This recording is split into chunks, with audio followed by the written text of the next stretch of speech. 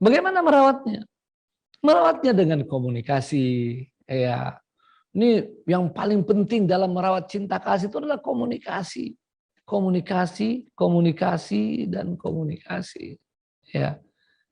Kemudian perhatian.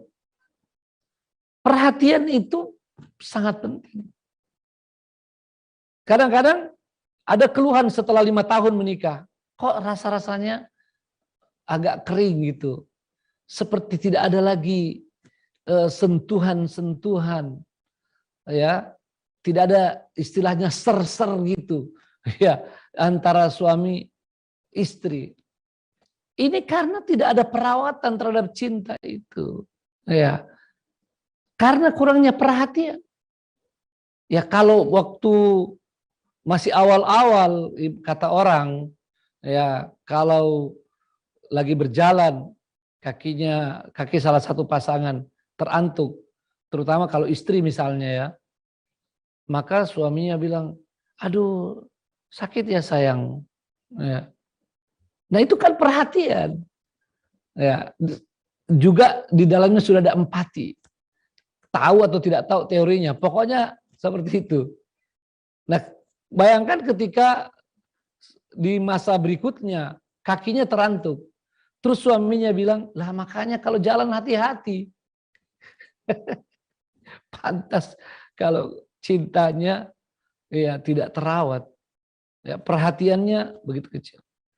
Sama dengan masalah-masalah lain pada makanan, mungkin masalah kecil, masalah pakaian dan lain sebagainya. Baik, itu tentang perhatian. Cinta juga dirawat dengan ungkapan. Ya. Tidak cukup sekedar perhatian, ya, sekedar sikap, ya, sekedar memberikan sesuatu yang disukai, ya, harus dibarengi juga dengan ungkapan-ungkapan. Dan dari sini kita mendapatkan contoh yang luar biasa dari Rasulullah SAW. Bagaimana ungkapan-ungkapan indah kepada istri beliau atau istri-istri beliau. Ya. Jadi ungkapan ini penting, dan ketika seorang menyampaikan bahwa dia cinta kepada istrinya dan sering-sering diungkapkan, itu akan sangat bisa merawat cinta kasih di antara mereka. Apalagi ini sudah menjadi ajaran Nabi SAW. Pernah suatu ketika ada orang yang berkata, ya Rasulullah saya mencintai fulan. Karena Allah maksudnya. Lalu Nabi bertanya, apa engkau sudah ungkapkan? Belum ya Rasulullah. Nabi perintahkan, segera kejar dia, sampaikan. Dari situ kita patut untuk mengambil pelajaran. Cinta ini penting diungkapkan.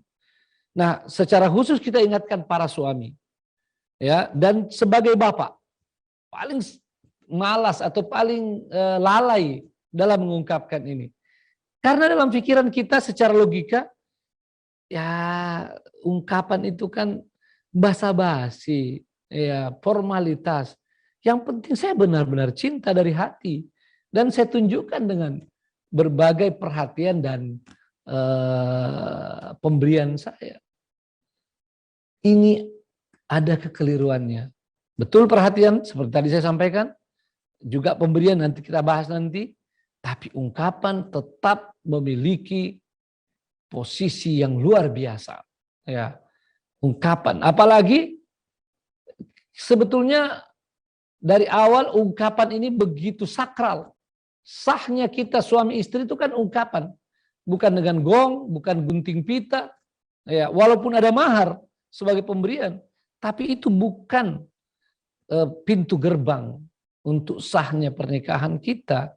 Dia harus dengan ungkapan qabiltu nikahaha. Ya, setelah orang tuanya mengatakan aku nikahkan engkau dengan putriku bla bla bla. Nah, jadi ungkapan ini dan tidak terbatas pada istri saja, pada anak juga. Saya mendengarkan nasihat seorang syekh, ya, terutama bagi mereka yang punya putri, harus sering-sering mengungkapkan, aku sayang kamu nak, kamu cantik, ya, kamu manis, kamu masya Allah luar biasa, kamu pintar dan seterusnya. Ini ungkapan-ungkapan penting selain pada istri yang harus selalu kita berikan juga pada anak. Kenapa? Karena kalau tidak akan ada kekeringan, akan ada kekurangan di dalam diri mereka, yang ada kekosongan, yang kalau bertemu dengan orang-orang yang mau memanfaatkan itu, maka mereka akan mudah tergoda. Naudzubillah min dzalik. Apalagi di zaman ini, ya, begitu banyak orang-orang yang mengintai putri-putri kita. Ya. Jangankan putri, istri juga sekarang diintai orang. Naudzubillah min dzalik. Sekarang banyak penyakit orang-orang, ya, yang lebih suka kalau pada istri orang. Naudzubillah min dzalik. Maka jaga mereka dengan ungkapan-ungkapan ini agar terus ada cinta dan kasih sayang